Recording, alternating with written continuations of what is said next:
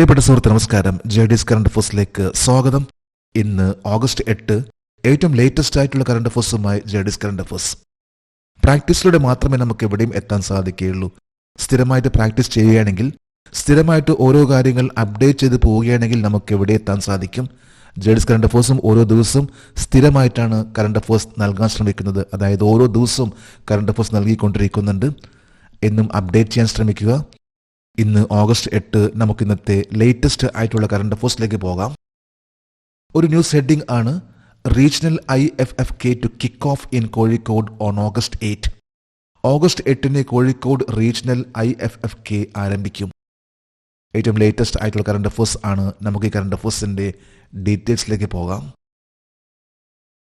2025 regional international film festival of Kerala 2025 August 8 മുതൽ August 11 വരെ എവിടെയാണ് നടക്കുക? കോഴിക്കോടാണ് August 8 regional international film festival of Kerala RIFFK. August 8 മുതൽ ഓഗസ്റ്റ് 11 വരെയാണ് regional international film festival of Kerala. 2025 regional international film festival of Kerala ആരാണ് സംഘടിപ്പിക്കുന്നത്? കേരള സ്റ്റേറ്റ് ചലച്ചിത്ര അക്കാദമി. കേരള സ്റ്റേറ്റ് ചലച്ചിത്ര അക്കാദമിയാണ് 2025 ഇപ്പോൾ നടന്നുകൊണ്ടിരിക്കുന്ന RIFFK, അതായത് regional international film festival of Kerala സംഘടിപ്പിക്കുന്നത്. ഡിപ്പാർട്ട്മെന്റ് ഓഫ് കൾച്ചറൽ അഫയേഴ്സിന്റെ അണ്ടറിൽ വരുന്ന ഒന്നാണ് കേരള സ്റ്റേറ്റ് ചലച്ചിത്ര അക്കാദമി. അതുപോലെ തന്നെ കേരളത്തിലെ മറ്റൊരു പ്രധാനപ്പെട്ട ഫിലിം ഫെസ്റ്റിവൽ ആണ് international film festival of Kerala IFFK. സാധാരണയായിട്ട് ഇത് നടക്കുന്നത് തിരുവനന്തപുരത്താണ്. അടുത്തൊരു ന്യൂസ് ഹെഡിംഗ് ആണ്: Kerala ranked 19th in the NITI Aayog India electric mobility index. നീതി ആയോഗിന്റെ ഇന്ത്യ ഇലക്ട്രിക് മൊബിലിറ്റി സൂചികയിൽ കേരളം 19ാം സ്ഥാനത്ത്.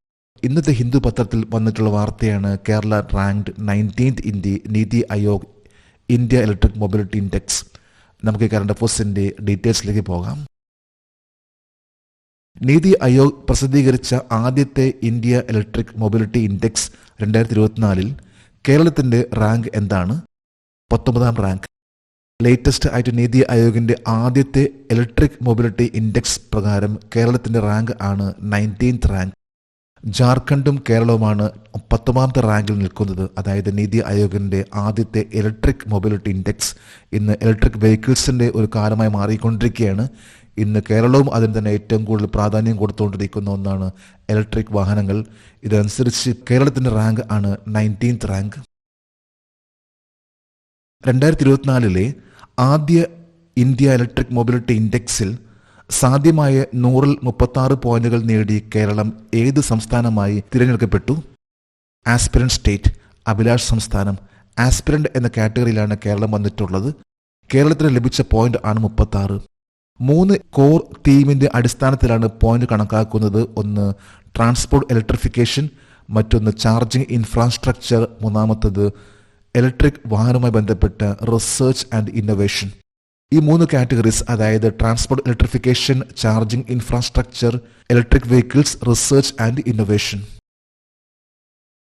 2024 ആദ്യ ഇന്ത്യ ഇലക്ട്രിക് മൊബിലിറ്റി ഇൻഡെക്സിൽ ഏറ്റവും ഉയർന്ന റാങ്കുള്ള സംസ്ഥാനം ഏതാണ്? ഡൽഹി, മഹാരാഷ്ട്ര, ചണ്ഡീഗഡ്. ഈ 3 സ്റ്റേറ്റ് ആണ് ഏറ്റവും കൂടുതൽ പോയിന്റ് നേടിയിട്ടുള്ളത്. അതായത് ഡൽഹിക്കാണെങ്കിൽ 77 point, Maharashtra 68 point, Chandigarh 65 point. കേരളത്തിലാണെങ്കിൽ 36 പോയിന്റ് ആണ് ഈ ഒരു സൂചികയിൽ ലഭിച്ചിട്ടുള്ളത്. 2024 ആദ്യ ഇലക്ട്രിക് മൊബിലിറ്റി ഇൻഡെക്സിൽ ഗതാഗത വൈദ്യുതീകരണത്തിൽ ഏറ്റവും ഉയർന്ന സ്ഥാനം നേടിയ സംസ്ഥാനം ഏതാണ്? ഡൽഹി, മഹാരാഷ്ട്ര. ഇപ്പം നേരത്തെ പറഞ്ഞ 3 കാറ്റഗറീസ് ആണ് transport electrification, charging infrastructure, electric vehicle, research and innovation. ഇതിൽ ട്രാൻസ്പോർട്ട് ഇലക്ട്രിഫിക്കേഷൻ എന്ന കാറ്റഗറിയിലും ഏറ്റവും കൂടുതൽ പോയിന്റ് നേടിയിട്ടുള്ള സംസ്ഥാനമാണ് ഡൽഹി, മഹാരാഷ്ട്രയും. കേരളമാണെങ്കിൽ ഈ ഒരു കാറ്റഗറിയിൽ 21ാമത്തെ റാങ്ക് ആണ് ലഭിച്ചിട്ടുള്ളത്. കൂടാതെ കേരളത്തിന് ഇലക്ട്രിക് വെഹിക്കിൾ, റിസർച്ച് ആൻഡ് ഇന്നൊവേഷനിലാണെങ്കിൽ 11ാമത്തെ റാങ്കും ചാർജിംഗ് ഫെസിലിറ്റീസിലാണെങ്കിൽ 24ാമത്തെ റാങ്കാണ് ലഭിച്ചിട്ടുള്ളത്. അടുത്തൊരു ന്യൂസ് ഹെഡിംഗ് ആണ്: India emerges as the world 5th biggest aviation market in 2024. 2024 ലോകത്തിലെ 5ാമത്തെ വലിയ വ്യോമയാന വിപണിയായി ഇന്ത്യ ഉയർന്നു വരുന്നു. ഇതും ലേറ്റസ്റ്റ് ആയിട്ടുള്ള വാർത്തയാണ്. ഇന്ത്യ ഇപ്പോൾ ബിഗസ്റ്റ് ഏവിയേഷൻ മാർക്കറ്റിലെ 5ാം സ്ഥാനത്താണ് ഇപ്പോൾ. നമുക്ക് നോക്കാം ഈ കറണ്ട് അഫയേഴ്സിന്റെ details. 2024 world air transport statistics WATS പ്രകാരം 2024 ഇന്ത്യയുടെ വ്യോമയാന വിപണിയുടെ റാങ്ക് എത്രയാണ്? 5ാം സ്ഥാനം. ഏറ്റവും ലേറ്റസ്റ്റ് ആയിട്ട് റിപ്പോർട്ട് ആണ് വേൾഡ് എയർ ട്രാൻസ്പോർട്ട് സ്റ്റാറ്റിസ്റ്റിക്സ്. ഇതനുസരിച്ചുള്ള ഇന്ത്യയുടെ റാങ്ക് ആണ് 5ാമത്തെ റാങ്ക്. 2024 എത്ര യാത്രക്കാരെ കൈകാര്യം ചെയ്തുകൊണ്ട് ഇന്ത്യ ലോകത്തിലെ 5ാമത്തെ വലിയ വ്യോമയാന വിപണിയായി മാറി? 211 ദശലക്ഷം. ഇത്രയും പാസഞ്ചേഴ്സിനെയാണ് ഇന്ത്യ കൈകാര്യം ചെയ്തിട്ടുള്ളത്. ഇതനുസരിച്ച് ഇന്ത്യയുടെ റാങ്ക് ആണ് 5ാമത്തെ റാങ്ക് ഏറ്റവും വലിയ ബിഗസ്റ്റ് ഏവിയേഷൻ മാർക്കറ്റിൽ.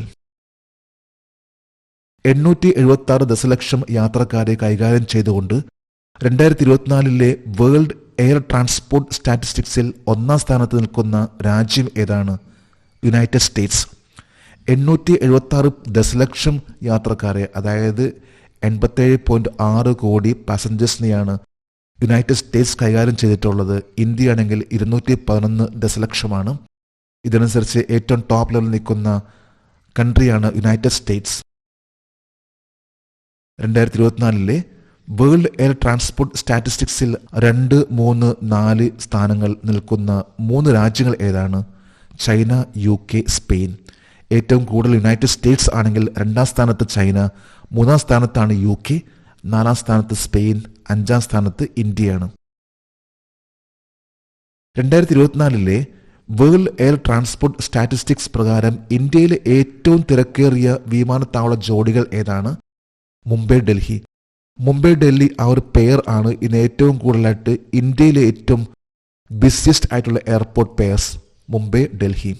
ഏറ്റവും കൂടുതലായിട്ട് യാത്രക്കാർ സഞ്ചരിക്കുന്ന ഒരു റൂട്ട് എന്ന് പറയാം മുംബൈ, ഡൽഹി. അടുത്തൊരു ന്യൂസ് റീഡിംഗ് ആണ്. India Philippines sign 14 MOUs. India Philippines 14 ധാരണാപത്രങ്ങളിൽ ഒപ്പുവെച്ചു. ഫിലിപ്പൈൻസിന്റെ പ്രസിഡന്റ് ഇപ്പോൾ ഇന്ത്യ സന്ദർശിച്ചുകൊണ്ടിരിക്കുകയാണ്. ഇതിന്റെ വേളയിലാണ് ഇപ്പോൾ 14 MOUs, അതായത് മെമ്മോറണ്ടം ഓഫ് അണ്ടർസ്റ്റാൻഡിംഗ് ഒപ്പുവെച്ചിട്ടുള്ളത്. നമുക്ക് കറണ്ട് അഫയേഴ്സിന്റെ ഡീറ്റെയിൽസിലേക്ക് പോകാം. Philippines president Ferdinand Romualdez Marcos India സന്ദർശന വേളയിൽ ഇന്ത്യയും ഫിലിപ്പൈൻസ് തമ്മിൽ എത്ര ധാരണാപത്രങ്ങൾ ഒപ്പുവെച്ചു? 14. ഫിലിപ്പൈൻസിന്റെ പ്രസിഡന്റ് ആണ് ഫെർഡിനാൻഡ് റൊമാൽഡസ് മാർക്കോസ്. ഇദ്ദേഹത്തിന്റെ ആദ്യത്തെ സന്ദർശനമാണ് ഇന്ത്യയിൽ. ഈ പ്രാവശ്യം 75ാമത്തെ വർഷത്തിന്റെ ആ ഒരു റിലേഷൻഷിപ്പ്, ഇന്ത്യ ഫിലിപ്പൈൻസിന്റെ ആ ഒരു ബന്ധം, അത് ഒന്നുകൂടി ഉറപ്പിക്കുന്നതിന് വേണ്ടിയാണ് അദ്ദേഹം ഇന്ത്യയിൽ എത്തിയിട്ടുള്ളതും. ഓഗസ്റ്റ് 5 മുതൽ ഓഗസ്റ്റ് 8 വരെ അദ്ദേഹത്തിന്റെ സന്ദർശനമാണ് ഇന്ത്യയിൽ. ഇതനുസരിച്ചാണ് ഇപ്പോൾ 14 പല മേഖലയിലുമായി ബന്ധപ്പെട്ട് ബന്ധങ്ങൾ സ്ഥാപിക്കുന്നതിന് വേണ്ടി ഒപ്പുവെച്ചിട്ടുള്ള 14 ധാരണാപത്രങ്ങൾ. മിക്കവാറും എല്ലാ മേഖലയിലും കണക്ട് ചെയ്യുന്ന രീതിയിലുള്ള മെമ്മോറണ്ടം ഓഫ് അണ്ടർസ്റ്റാൻഡിംഗ് ആണ് ഒപ്പുവെച്ചിട്ടുള്ളത്. അടുത്തൊരു ന്യൂസ് റീഡിംഗ് ആണ്. Ladakh set to create the first ever botanical garden for conservation. സംരക്ഷണത്തിനായി ലഡാക്ക് ആദ്യമായി സസ്യോദ്യാനം സൃഷ്ടിക്കാൻ ഒരുങ്ങുന്നു. ഇതും ഒരു ലേറ്റസ്റ്റ് ആയിട്ടുള്ള വാർത്തയാണ്. ലഡാക്കിൽ ആദ്യത്തെ ഒരു ബൊട്ടാനിക്കൽ ഗാർഡൻ വരാൻ പോവുകയാണ്. നമുക്ക് ഈ കറണ്ട് അഫയേഴ്സിന്റെ ഡീറ്റെയിൽസിലേക്ക് പോകാം.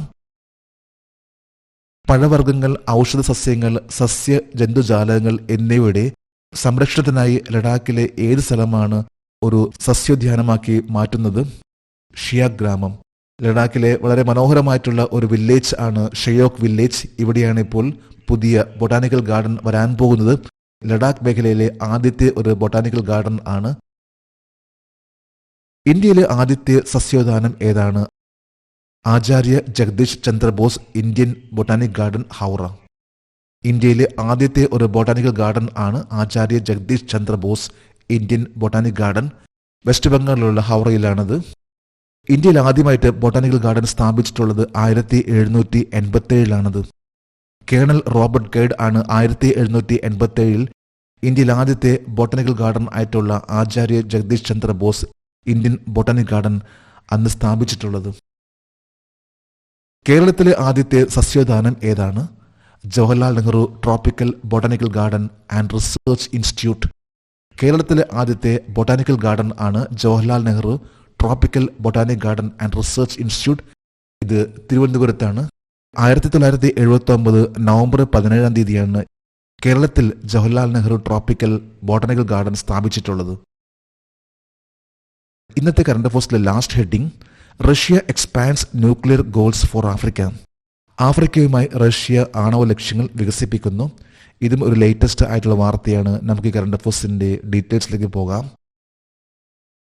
നൈജറുമായി ആണവോർജ്ജ സഹകരണ കരാറിൽ ഒപ്പുവെച്ച രാജ്യം ഏതാണ്? റഷ്യ. റഷ്യയാണ് ഏറ്റവും ലേറ്റസ്റ്റ് ആയിട്ട് ഇപ്പോൾ നൈജർ എന്ന കൺട്രി ആയിട്ടുള്ള ഒരു ആണവ കരാർ ഒപ്പുവെച്ചിട്ടുള്ളത്. പ്രധാനമായിട്ടും പറയുമ്പോൾ റഷ്യ ഉദ്ദേശിക്കുന്നത് അവിടെ വളരെ സമാധാനപരമായിട്ടുള്ള ആവശ്യങ്ങൾക്ക് വേണ്ടി തന്നെയുള്ള ഒരു പർപ്പസ് ആണ് ഈ ഒരു ന്യൂക്ലിയർ എനർജി കോർപ്പറേഷൻ എഗ്രിമെന്റ് ഒപ്പുവെച്ചിട്ടുള്ളത്. നൈജർ എന്ന രാജ്യത്തെക്കുറിച്ച് പറയുകയാണെങ്കിൽ കരയാൽ ചുറ്റപ്പെട്ട രാജ്യവും അതോടൊപ്പം തന്നെ മിലിറ്ററി റൂൾ ഉള്ള ഒരു രാജ്യമാണ്. പുരോഗതിയെക്കുറിച്ച് പറയുകയാണെങ്കിൽ വളരെ മോശമായിട്ടുള്ള രാജ്യം. ഏതാണ്ട് 80% ജനങ്ങൾ ഇപ്പോഴും ഇലക്ട്രിസിറ്റിയുടെ കുറവുണ്ട്. അത് പരിഹരിക്കുന്നതിന് വേണ്ടി തന്നെയാണ് ഇപ്പോൾ റഷ്യ ആരംഭിക്കുന്ന ഈ ഒരു ന്യൂക്ലിയർ എനർജി കോർപ്പറേഷൻ എഗ്രിമെന്റ്. റഷ്യയുമായി ആണവോർജ്ജ സഹകരണ കരാറിൽ ഒപ്പുവെച്ച പശ്ചിമ ആഫ്രിക്കൻ സഖ്യം ഓഫ് സഹേൽ സ്റ്റേറ്റ്സ് ഏതാണ്? മാലി, നൈജർ, ബുർക്കിന ഫാസോ. മാലി, നൈജർ, ബുർക്കിന ഫാസോ എന്നീ 3 രാജ്യങ്ങൾ ഇതിനെ പറയുന്ന ഒന്നാണ് west African alliance of Sahel States. ഈ 3 രാജ്യങ്ങളും ഭരിക്കുന്നത് മിലിറ്ററീസ് ആണ്. സ്ഥിരമായിട്ടൊരു ഗവൺമെന്റ് ഇല്ലാത്ത രാജ്യങ്ങളാണ് മാലി, നൈജർ, ബുർക്കിന ഫാസോ. ഇവിടെയാണ് ഇപ്പോൾ റഷ്യയുടെ ഈ ഒരു കരാറിൽ ഒപ്പുവെച്ചിട്ടുള്ളത്. ഈ 3 രാജ്യങ്ങളിലും Russia nuclear energy corporation agreement ഒപ്പുവെച്ചിട്ടുണ്ട്. പ്രധാനമായിട്ടും പറയുമ്പോൾ അവിടെ വരുന്നൊരു ഡെവലപ്മെന്റ്സിന് വേണ്ടിയാണ്, സമാധാനപരമായിട്ട് ഉപയോഗിക്കുന്നതിന് വേണ്ടിയുള്ള ഒന്നാണ് ഇപ്പോൾ റഷ്യയുടെ ഈ ഒരു നീക്കം. ആണവോർജ്ജ സൗകര്യങ്ങൾ നിർമ്മിക്കുന്നതിൽ ഏർപ്പെട്ടിരിക്കുന്ന റഷ്യയുടെ ആണവോർജ്ജ സ്ഥാപനത്തിന്റെ പേര് റോസാറ്റോം. റോസാറ്റോം എന്ന കമ്പനിയാണ് റഷ്യയുടെ ഈ 3 രാജ്യങ്ങളിലെ ആണവോർജ്ജ ഫെസിലിറ്റീസ് കൊണ്ടുവരുന്നതിന് വേണ്ടി ഒപ്പുവെച്ചിട്ടുള്ളത്. ഇത് ലോകത്തിൽ അറിയപ്പെടുന്ന ഒരു കമ്പനിയാണ് റോസാറ്റം. പ്രത്യേകിച്ച് ന്യൂക്ലിയർ ആയി ബന്ധപ്പെട്ട കാര്യങ്ങളിൽ റോസാറ്റം എന്ന കമ്പനിയുടെ ഉയർച്ച വളരെയധികം ഹൈ ലെവലിലാണ്. മിക്കവാറും എല്ലാ തരത്തിലുള്ള ന്യൂക്ലിയർ പവർ പ്ലാന്റ്സ് സ്ഥാപിക്കാൻ കഴിവുള്ള ഒരു കമ്പനിയാണ് റോസാറ്റോം. റഷ്യയെ തന്നെ പറയുമ്പോൾ ഏതാണ്ട് 20% അവിടുത്തെ ആണവോർജ്ജം എല്ലാം ബന്ധപ്പെട്ട് റോസാറ്റോമിന്റെ കൈകളിലാണ്. ജേർണലിസ്റ്റ് കറണ്ട് അഫയേഴ്സിന്റെ ഏറ്റവും ലേറ്റസ്റ്റ് ആയിട്ടുള്ള കറണ്ട് അഫയേഴ്സ് ആണെന്ന് ഇവിടെ അപ്ഡേറ്റ് ചെയ്തിട്ടുള്ളത്. ജേർണലിസ്റ്റ് കറണ്ട് അഫയേഴ്സിന്റെ ഇന്നത്തെ ഈ വീഡിയോ കണ്ടിട്ട് ഇഷ്ടപ്പെട്ടെങ്കിൽ ഈ ചാനൽ സബ്സ്ക്രൈബ് ചെയ്യാനും ഷെയർ ചെയ്യാനും മറക്കരുത്. നമുക്ക് നാളെ വീണ്ടും പുതിയ കറണ്ട് അഫയേഴ്സുമായിട്ട് കാണാം. Thank you very much.